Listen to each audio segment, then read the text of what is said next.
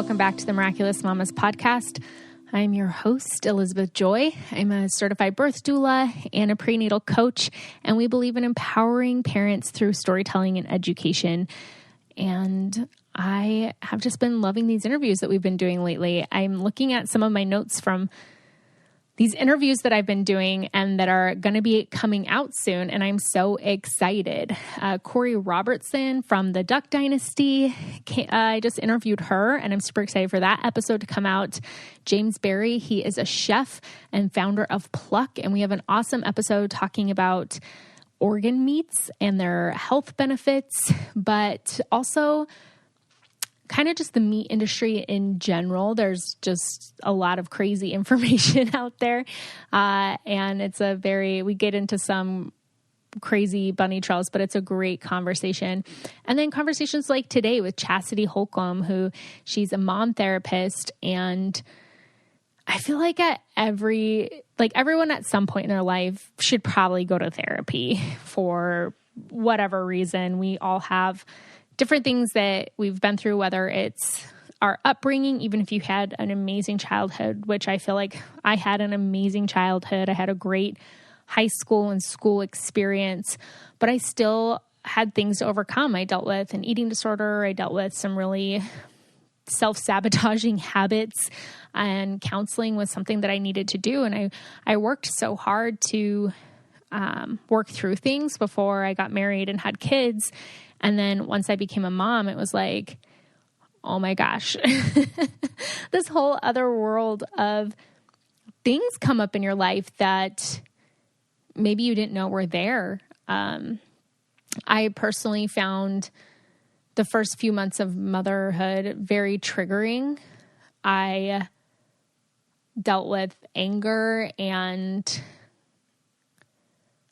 some hopelessness, some crazy thoughts, which some of that can be normal, especially the thought pattern, intrusive thoughts. Some of those can be normal to an extent, but there's definitely a line where it becomes not normal. And I had thought that I'd worked through so much, and then I'm like, oh, I've broken all these bad habits in my life and I'm ready to be a mom. And then you have a kid, and there's just this crazy way of them bringing up all these new things in your life. They're like, oh, I didn't know that was there. Or even old things like, oh, that's still there. And I'm realizing that I need to go back to therapy, actually.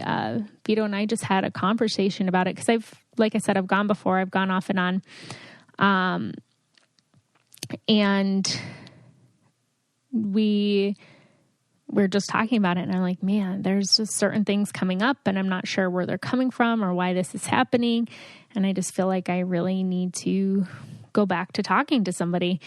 And I don't think that there's any shame in that. I think therapy is an amazing tool and a resource to help us out. And I really want to work hard at breaking the cycles and not continuing them on. I don't know if you guys remember, probably a year and a half ago now, we had Mark Wolcott on, and he wrote the book, It Didn't Start With You. And it's all about inherited family trauma and breaking cycles and patterns, and how family trauma can actually be embedded in your DNA. It's scientifically proven to be passed down 3 generations. And that is just so wild. So some of the things you're dealing with might not even be your own, but you have the opportunity to take control, to get help, and to end those cycles so that you don't pass them on. Not that, your kids aren't going to deal with anything, because like I said, everybody will at some point, but that's something that we're trying to do, is just recognize the patterns in our lives and our families and change the things that we feel like need to change, break the cycles, and implement new things, new patterns that we would love to be a part of our family. And you guys, May is Maternal Mental Awareness Month. And every year we do an episode on it. This year we haven't so far. So this is the last day of May, guys. I saved it till the end. I haven't been that great this year on all the awarenesses every single month. Honestly, I've been in a time warp. I don't half the time know what month it is. And then it'll be like the last week and I'll be like, oh my gosh, we didn't do an episode on this year. time is flying. Like Jovi is 9 months old. I don't even know how to process that information right now. Like, it's just so wild. I can't believe she's 9 months old. And yeah, I haven't really paid attention to the calendar much this year. I've had deadlines pass and different things happen. I'm like, oh my gosh, I need like a personal assistant to just remind me of the date and time.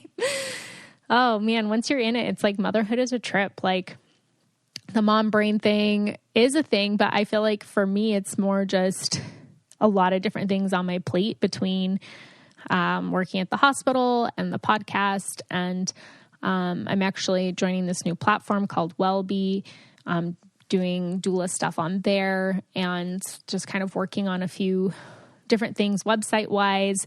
Like I mentioned in the last couple episodes, rebranding and building some new partnerships and relationships that I'm really excited about with some companies that are just awesome. And yeah, I'm just really, really excited about because I really believe in them. And so I'm excited to share some of their creations with you guys. So I just feel like I need to get better at time scheduling. And it goes back to the episode with Diane Bowden, who talked about minimalism. I feel like if I could manage my time better, it'd be easier for me to be a minimalist. And I realized that time blocking is how I function best. So if it's like, okay, one day I'm just working on podcast stuff, and then the next day I'm just working on Instagram stuff, and the next day I'm just working on the blog, and the next day I'm on call at the hospital. So really just trying to time block instead of trying to like do a little bit here and there every single day is helpful for me. I just haven't like fully implemented that system because I can't keep track of time. So I'm like, oh crap, today I was supposed to be doing this, but I got distracted with this other task. So I got this really cool calendar notebook thing that I'm going to start utilizing better and writing things down in and trying to keep track of all that.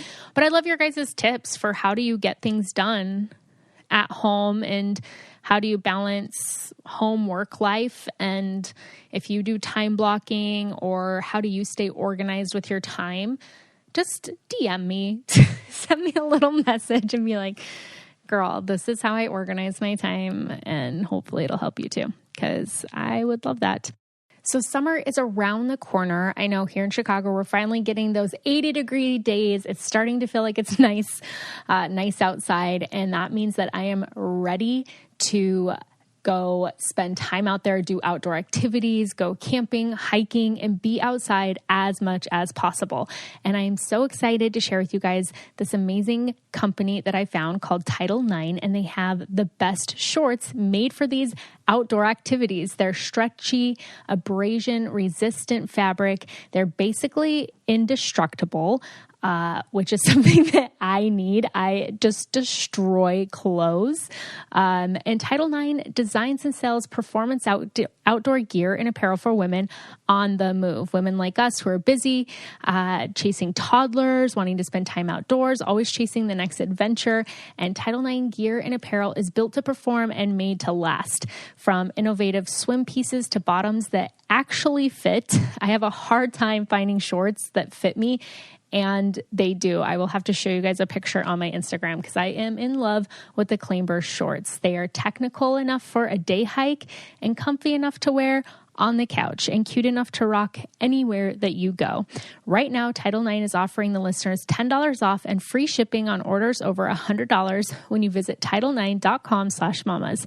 Go to Title9.com/mamas for $10 off and free shipping on your order over $100. That's TITLENINE.com/mamas. All right, I am excited for today's episode. We're talking about identity in motherhood with Chasity Holcomb, and we are going to get to this interview. All right, everyone, I'm super excited for today's podcast. I have Chasity Holcomb here with me, and she is a mom therapist. And as a new mom, I feel like I need therapy. I have an 8-month-old, and I know that there's just like such a transition that happens, especially when it comes to identity. Before I had my baby, I'm like, you know, my marriage is going to be first. We're still going to do all these things. And not that much is we're going to not center our life around the baby, but have the baby a part of our life. And then everything happens and you're like, oh, I get it now. Right. Exactly. So we're going to dive into identity today, and I'm super excited to talk to Chasity about it. So before we dive in, tell us a little bit about who you are and what you do. Yes. So like you said, I'm Chasity. I'm a licensed therapist, and I have met with so many people, even if I'm in the grocery store and I tell them I'm a therapist and they're a mom, they're like, oh, well, can you tell me about, you know? So you are not alone. We all just need someone to talk to, hear us out. The transition into motherhood is such a huge change, and I know we'll talk about that today, but I love being able to meet moms kind of at the intersection of shedding kind of some of that old skin and trying to find the new skin. I am an encourager at the heart of me. That's what I do every day, and I absolutely love it. Me and my husband are raising our 2 girls here in Dallas, Texas. And yeah, it's just been a crazy, chaotic, but beautiful, messy, wonderful journey so far. And I'm just excited to kind of bring all of my personal experience as a mom, as well as some of my professional knowledge about being a therapist, into our conversation today about how we can kind of create or reclaim this sense of identity. Mm-hmm. Yeah, I'm super excited. Like I said, I feel like I was that person who I got married in my early 30s, you know, had my first kid, early 30s.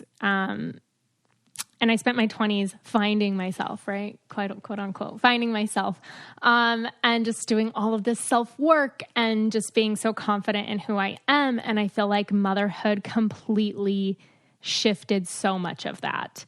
And so many things came up that I didn't know were there. Especially in those first couple months postpartum. I'm like, who am I? Yes. That very existential, like, who am I? What is life? What is this world? What is my marriage? What is my career? Mm-hmm. Right? All of those questions that come up when that happens.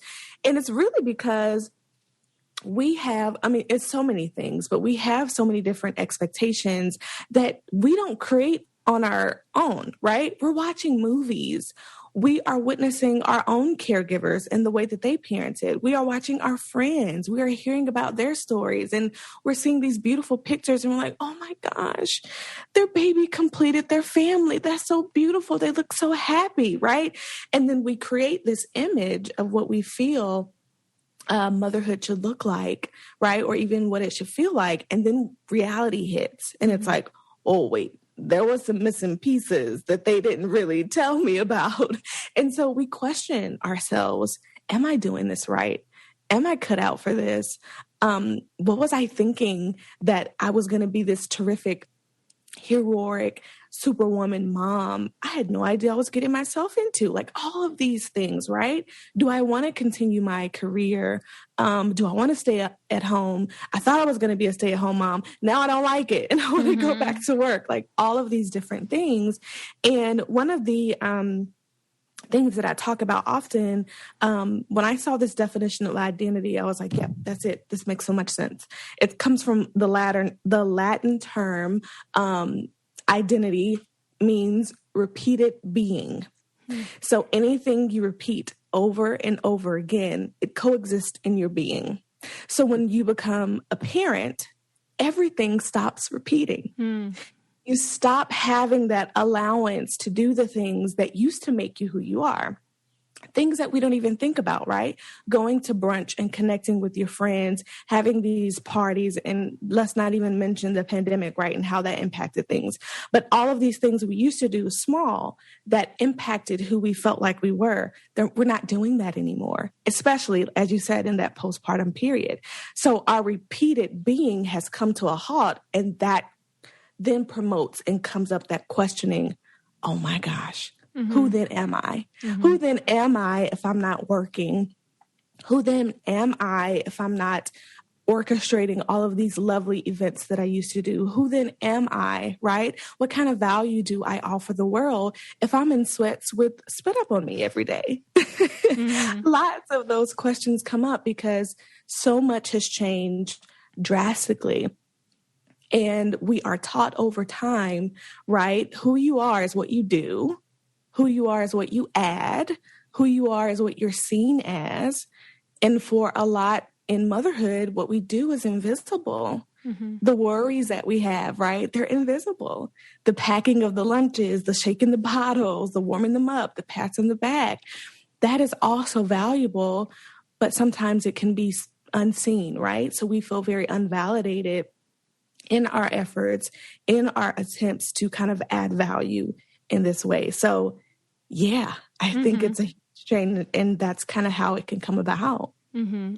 All right, we're going to take a break from this episode so I can share with you a new partnership that I am so excited about because I've been using these products for well over a year, and that is Ancient Nutrition. You've heard me talk about them before. Dr. Axe was actually on the podcast about a year and a half ago, and then his wife Chelsea came on as well, and we talked about collagen and how it's great for you. And so I'm so excited to share this discount with you and this partnership because Ancient Nutrition has one goal, and that's to transform the health of every individual on the planet with the most powerful superfoods out there.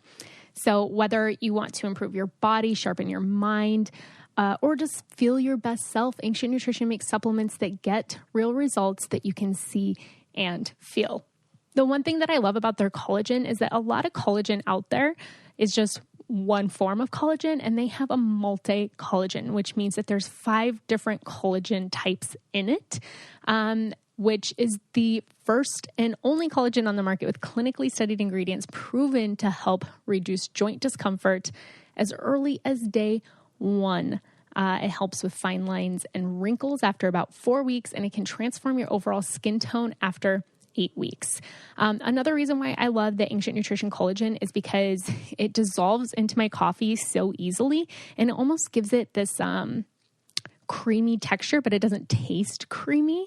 It's unflavored. It just kind of adds a little extra like fullness to the coffee.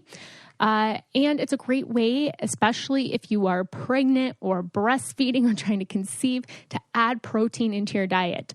The majority of pregnant women are lacking in protein diet. Up to 97% are not eating the amount of protein that they need. So it's a great way to add that scoop in the morning to your coffee, your tea, your juice, and to get good protein in that's going to benefit your whole body.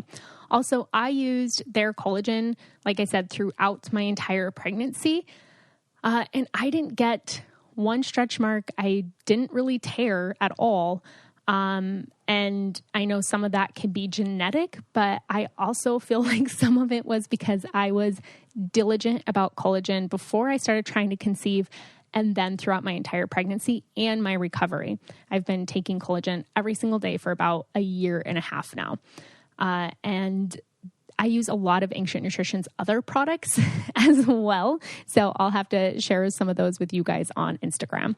So right now, go to Ancient Nutrition, and they're offering 20% off your first order when you go to ancientnutrition.com right now and enter promo code MAMAS at the checkout. That's ancientnutrition.com. Enter promo code MAMAS for 20% off your first order.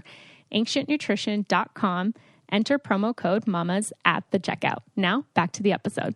You said something about a lot of times people think your identity is like what you do. And I remember when I was younger, like early 20s, I had just moved to Vegas from Nebraska. And I realized quickly there that the first question people always asked was like, oh, what do you do? And it always made me so angry because I'm like, why does that matter? Like what I do for a job, like why does that matter? Like I'm a waitress.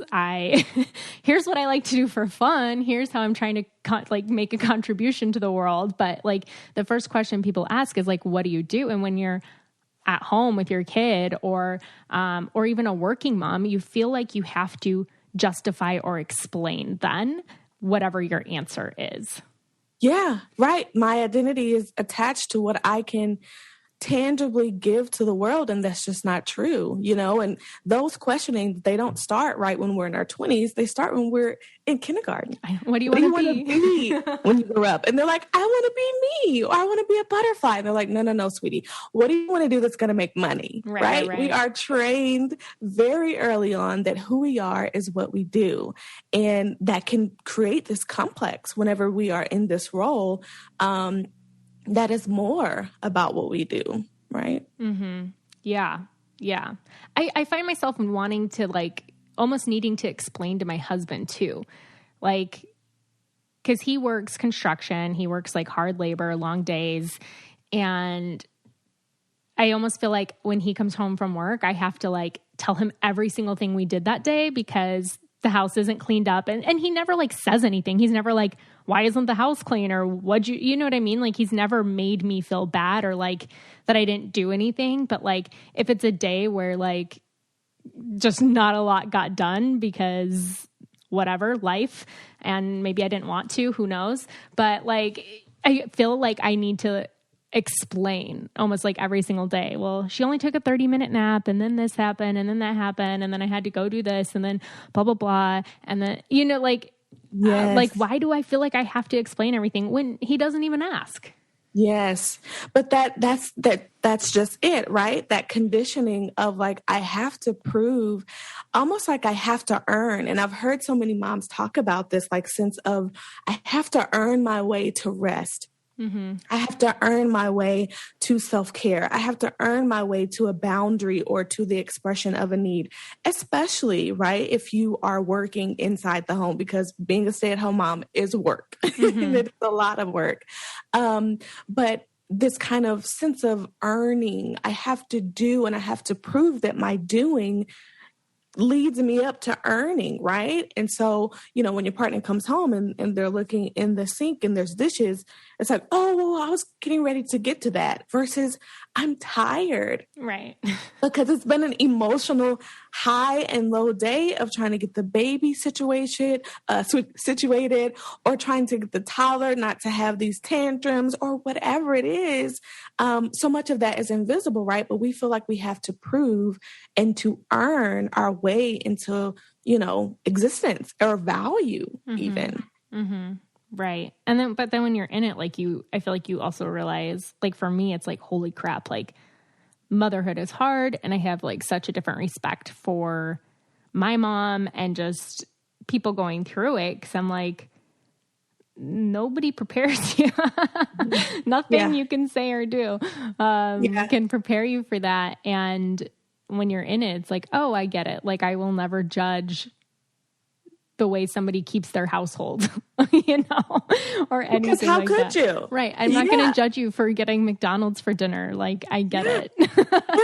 You get it. And it's everybody is doing their own lane of their best. We don't know their situation, right? We don't know the impacts of this transition, this change, this ongoing change, because as long as you're living and as long as your babies are growing, you are changing. Mm-hmm. And so it's not just this one transition, this one adjustment.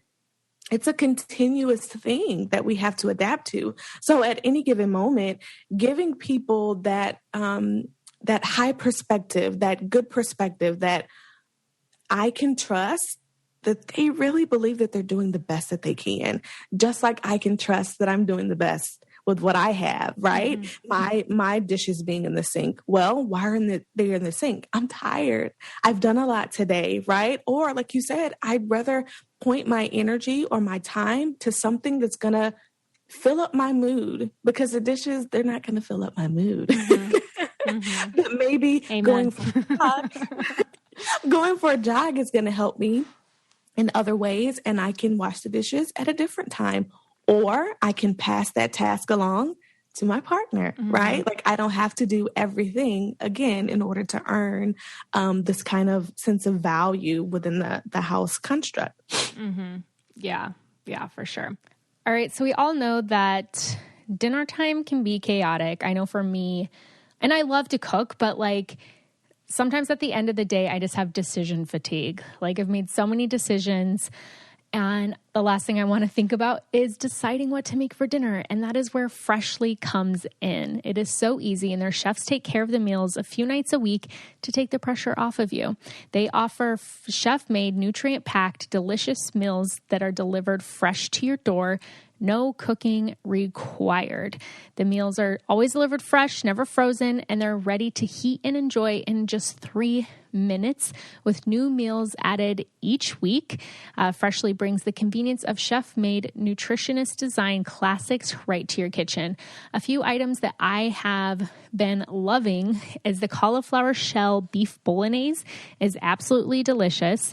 Y'all know I love Thai food, so the Thai-ish lemongrass bowl is so good. But everything that I've ordered so far has been so good. And again, convenient. It's actually nights like tonight where I've had a really long day. Jovi just fought her last nap for over an hour, which is usually when I'd be dinner prepping. And I'm so glad that I have Freshly on hand for dinner tonight. And right now, Freshly is offering the listeners $40 off your first 2 orders when you go to freshly.com/mamas. You can stop stressing about dinner. Go to freshly.com/mamas for $40 off your first 2 orders. That's freshly.com/mamas for $40 off your first 2 orders. So do you have, I guess, people who may be struggling with their identity when it comes to motherhood? Yeah. Because I feel like it's something that, like you said, it's forever changing. So like right when you become a mom, and then like where I'm at 8 months later, and like when your kids are going off to college, like it's continually like changing. Are there like steps that people can take to help that shift or try to figure that out? Because I feel like you can get so lost in that, and then your identity just becomes your kids. Yes. So I say the first step is acceptance. And I think of acceptance as the intersection between grief and gratitude. So when you're looking at, let me back up. We don't often give ourselves permission to be sad, to miss the old lifestyle, to recognize that there were some things that were happening in your life that you actually miss, like sometimes we're like, oh, I should just be grateful. We don't want to skip the grief and jump right into the gratitude. I want you to look at that gratitude, because often that can tell you and give you a great starting point on how to start to reclaim and recreate the identity that you're looking for. So one of the examples of kind of grieving and taking that grief and kind of using it to propel you forward is something like, if you're an artist, right, and you're used to having an art class or something like that every 2 weeks, and then you became a mom, you just didn't have the time or the energy to do it. Think about what art did for you. Creativity could be one of those things. It also could have been the community and the connection that you found going to those classes. It could have been that it helped calm your mind. It could have been all of these different things, right? So you pull out the value from that activity that you miss, that creativity, that connection, that calmness, right? And so you say, okay, that is what I got from that. How can I then create these same values and put it back into my life right now? It may not look like going to an art class every 2 weeks. Maybe it's a 5-minute walk. Maybe it's a 15-minute yoga class from YouTube, right? Maybe it's journaling. Maybe it's a FaceTime conversation instead of a brunch until I can get to the point where I can do that.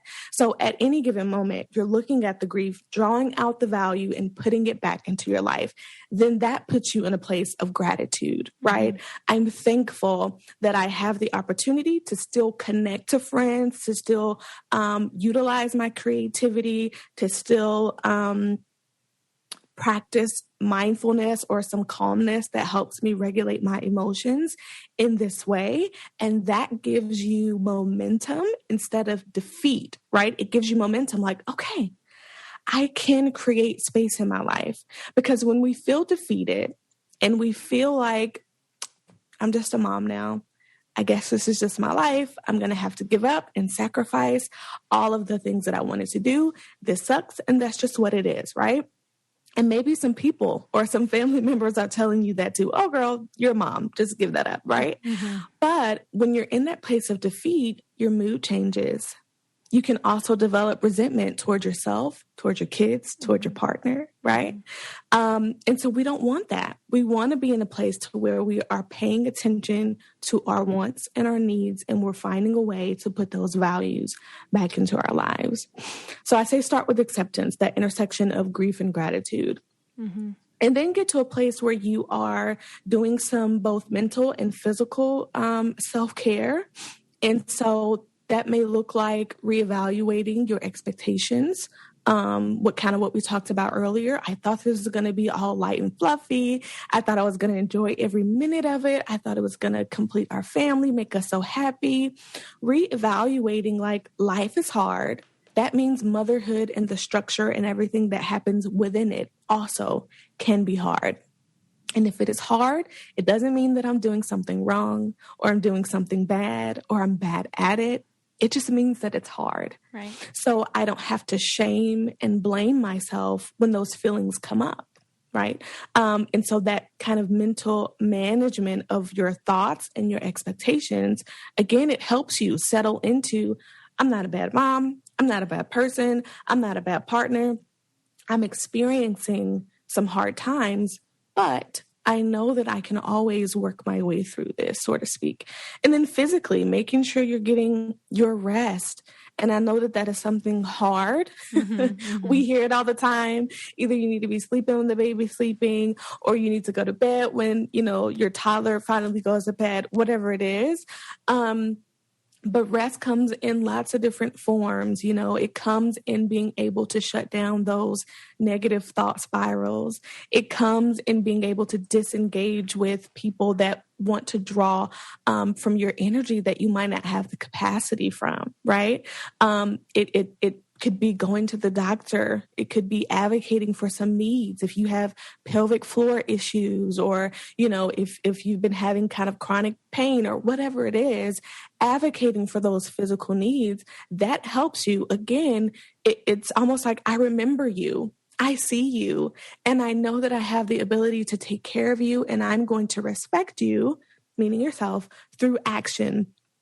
And that looks like taking care of those mental and physical needs. And then the last part of that is just having a plan to continue to incorporate those values in the way to take care of yourself, both mentally and physically.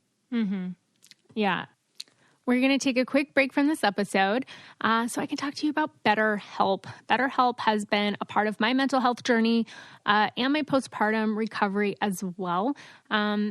It doesn't always have to be physical. There's so much mental that goes into motherhood, into this transition in your lives. And there's no shame in having a counselor to talk through these things with and going to therapy. It can be so healing. I've found motherhood to be a very healing time in my life, kind of reflecting on the things that I need to work on and change. And so it's been really great using BetterHelp to be able to have that confidential resource that I can work through these things with. And it's not just for postpartum and motherhood. I mean, any area of your life that you're going through and you need a little help, whether you're depressed or have anxiety, dealing with family issues, relationship issues, sleeping trauma, you can find so many different professionals in these different areas to work with.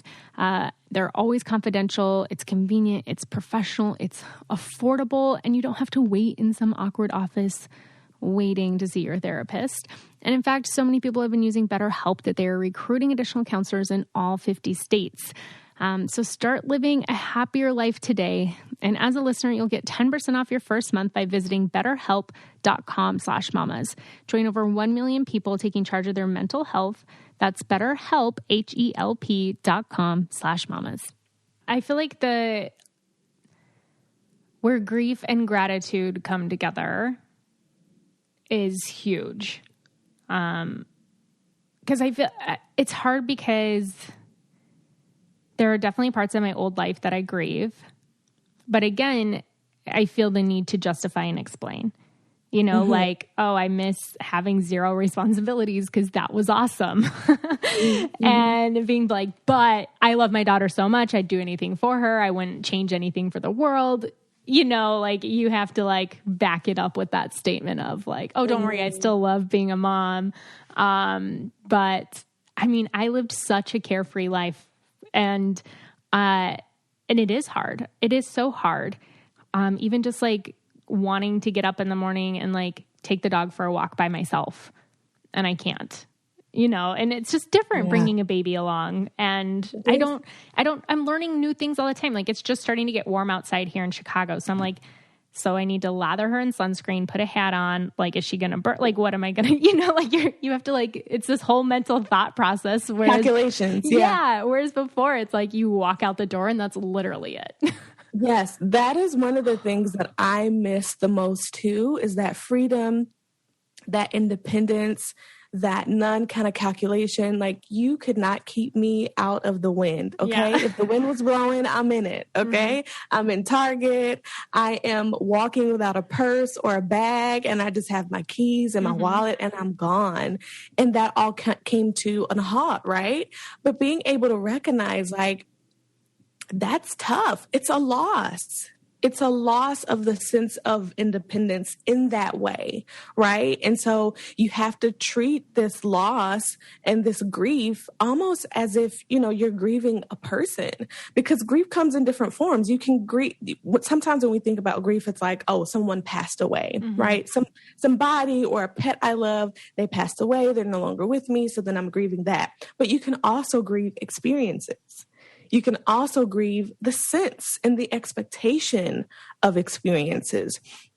And so normalizing that, right? It's okay for me to be sad, period, right?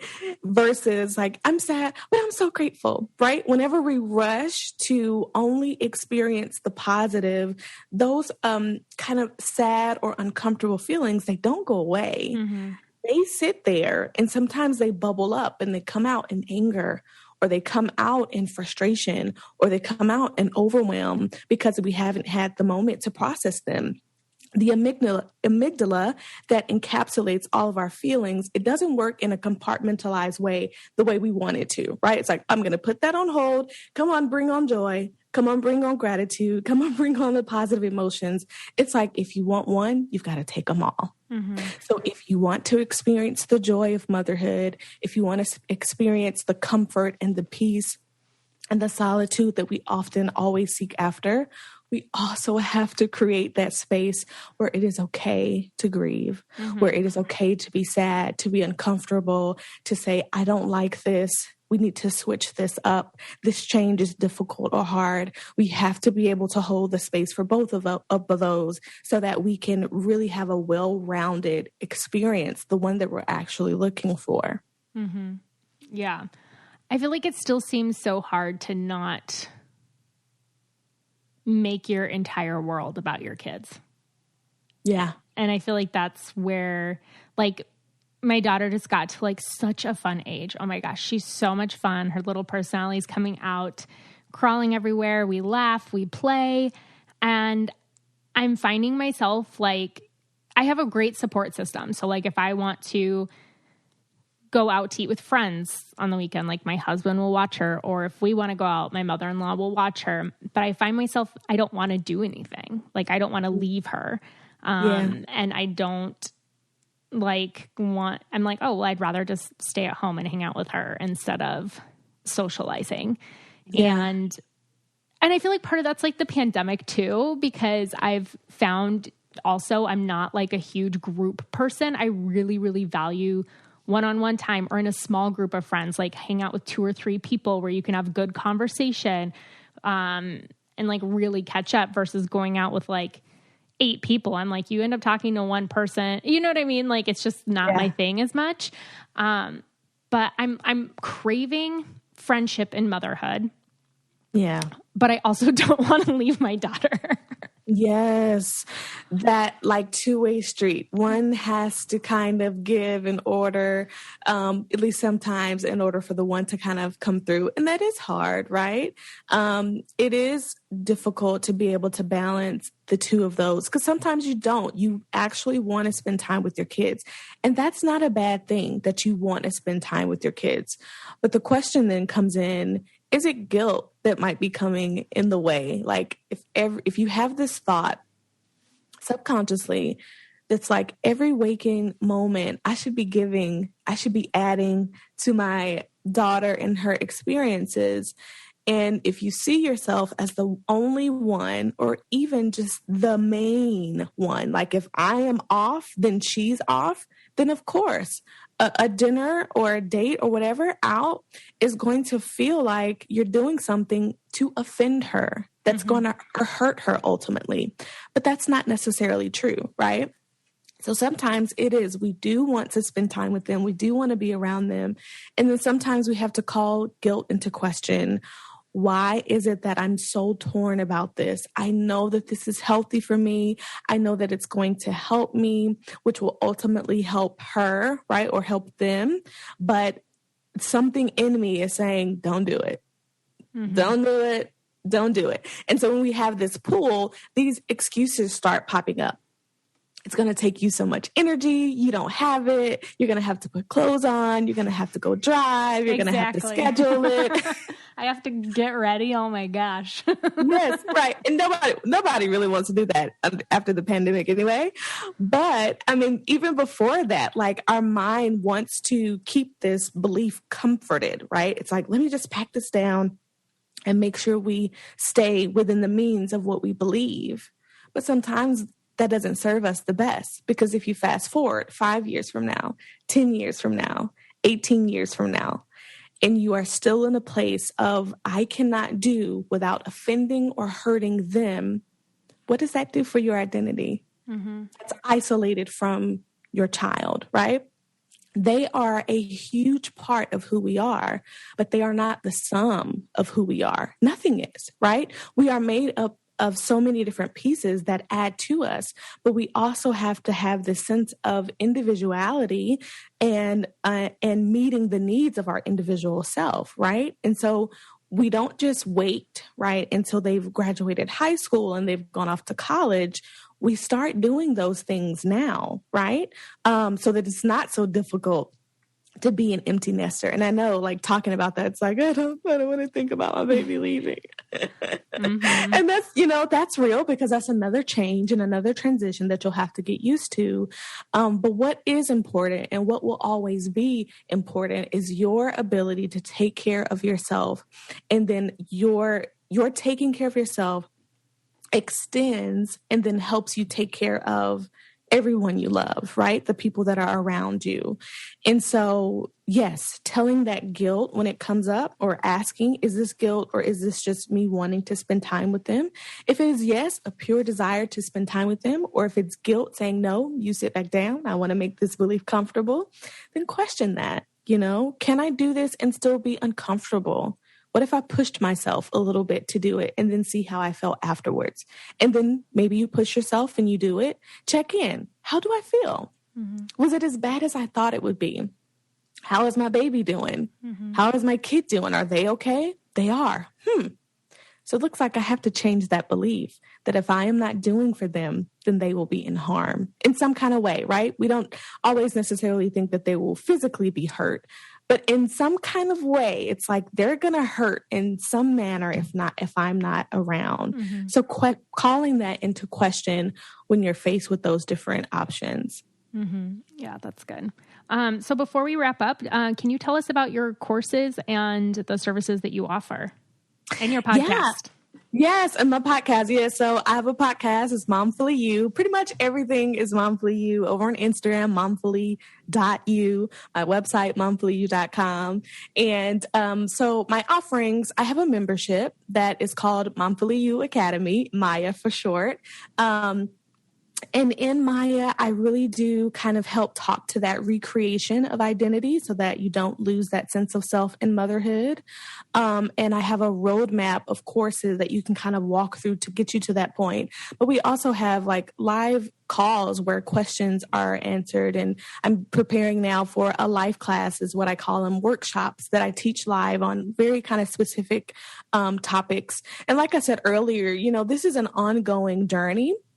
There's always questions to be asked. There's always something that comes up and you're like, I just wish I had some support. And for some people, that support comes through therapy. You mentioned that earlier. For some people, that comes through getting around their friends and talking, reading books, listening to podcasts like the one that you have or my podcast. And sometimes it's just being in the company where you know that someone has the skills that can kind of help you step by step walk through that. So that's really kind of what Maya is and does. So, yeah. Awesome. And I will link all of that in the show notes for everybody listening so that you'll be able to find it. I just want to thank you so much for coming on and talking with us today. I know that identity thing is such a struggle, and I feel like there's definitely some practical steps and just things to think about to help with that shift, because it is hard and it's forever changing. So that means you forever have to go back to that acceptance and, you know, going through the steps and being like, okay, where am I now? Because my kid just went off to school, whether it's kindergarten or college. That's right. That's right. That constant reevaluation. And that's just, you know, it's life, and we don't have to feel that we only have one way to adjusting to change, and that is just to give into it without including ourselves, right? We have options. And that's the really main important thing, is when it comes to any change we experience in life, we have options when it comes to adjusting in the way that feels best for us. Mm-hmm. Yeah. Awesome. Well, thank you again so much for coming on. You're welcome. Thanks for having me. I love that conversation. And I feel like that's the part of the cycle of grieving the things that you've lost and having gratitude toward the things you've gained is so important. And when Leslie Murphy was on a few episodes ago, she said the same thing. She's like, I think that you can like grieve the old life you had and welcome in the new all in the same breath. And that really spoke to me, because I feel like I have grieved, I think, just like the freedom and lack of responsibility that I had before a kid. But it doesn't mean like that I don't love my life now, because I really do. Like, Jovi brings me so much joy. I'm actually really enjoying motherhood right now. She's just at such a fun stage. And it's just like on days where you have a bunch of errands to run and a bunch of different stuff, it's like, oh my gosh, it's so much easier when I didn't have a kid and I could just run all over and get stuff done and do whatever. Or even if, you know, when I was single, I would take a day trip somewhere, and it was easy to, especially when I lived in Vegas, be like, oh, I'm just going to drive to the beach today. It's like 4 hours away, whatever. But with a kid, you really don't want to spend like 8 hours driving in the day just for like a day trip, you know? So it's hard, like finding those new things. And I'm learning like how to live life with a baby. And I feel for all you moms out there who are doing the same. I don't know what to do with a baby in 80-degree weather outside. Like, how long can they stay in the heat? Where's the manual for this? I don't know. So we only go outside in like short increments and shaded with sunblocks and hats and everything like that. So we're all in this together. I have no idea what I'm doing in motherhood. And I'm hoping maybe you guys don't either. So I don't know. No, I'm sure you guys know. I know that each kid is different though too. And you just have to learn as you go. And that's why I like the podcast too. I mean, you might hear something that resonates with you and you might hear something that doesn't. And that's okay, because we're all different. And I think it's important to celebrate differences, and it's important to recognize that I may make a different choice, but that says nothing about your choice. And that doesn't mean that I don't respect your choice. And that doesn't mean that I'm judging you for your choice. I just made a different one for myself. And I think that that's the mentality that we need to have in the motherhood community is, hey, like, oh, you did it that way? Cool. I'm going to go ahead and do it this way. Great. And making different choices, like I said, doesn't mean that one person's wrong, one person's right, or oh, you did it differently, so I'm going to judge you. No, it's like, oh, cool, you did it that way. Like, great. That's awesome that that's how it works for your family. And I hope that people realize that in sharing too. Like, I know sometimes when people share their experience, others can take it personally. Sharing their experience like, oh, well, mine was this. And it's like, no, I'm just sharing this experience. It doesn't mean that I'm judging yours or that yours was wrong, but this is how it went for me. And I think that we can all kind of take a lesson from that. And I've learned that, like, well, I'm learning that even with like the milestone stuff with kids. Like I have some friends who've had babies around the same age. And if they're doing something before Jovi did, I'm like, oh my gosh, is she behind? Was she supposed to be doing this? Is she like, you know, like you almost feel that sense of comparison when there's just no reason at all to. They're all going to eventually figure it out. Sometimes they need a little help and that's okay. And sometimes they might bloom a little bit later and that's okay. And sometimes they might start walking really young, but that doesn't mean that they're going to be smarter in school. That doesn't mean that they're going to, you know, be like a better athlete later on.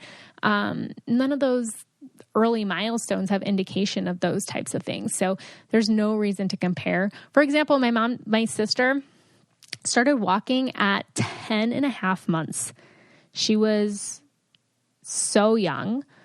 No, she was younger than that. She was like 9 months.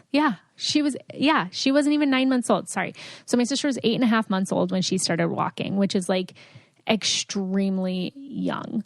And I didn't walk till like well over a year, which is more normal. But that didn't mean that like, you know, one kid was better than the other or anything like that. And so I'm grouping myself in here. We just have to learn to make sure that we don't compare, because this identity and motherhood is really hard, but we are in it together. We got this. And I hope that you guys enjoyed this episode. Next week, we have on Nicole Franzel and Victor Arroyo III. You know them as Coco Caliente. And Vito's on the podcast with me. We kind of do a couples podcast, and I'm super excited for you guys to hear the episode. All right. I love you. Happy June, and we'll see you next week. If you want to be the most interesting person at the cocktail party, well, hop on over and listen to the Brain Candy Podcast. Our award-winning content will have you laughing while you're learning. We read all the best articles, books, and studies, and keep up with new TV shows, documentaries, and pop culture. And then we cram it all into 2 shows a week. Conspiracy theories, cannibal rabbits, unsolved mysteries, the history of the Walkman. There's something for everyone. The Brain Candy Podcast. Find our link in the show notes. Or simply search for the Brain Candy Podcast on your podcast app.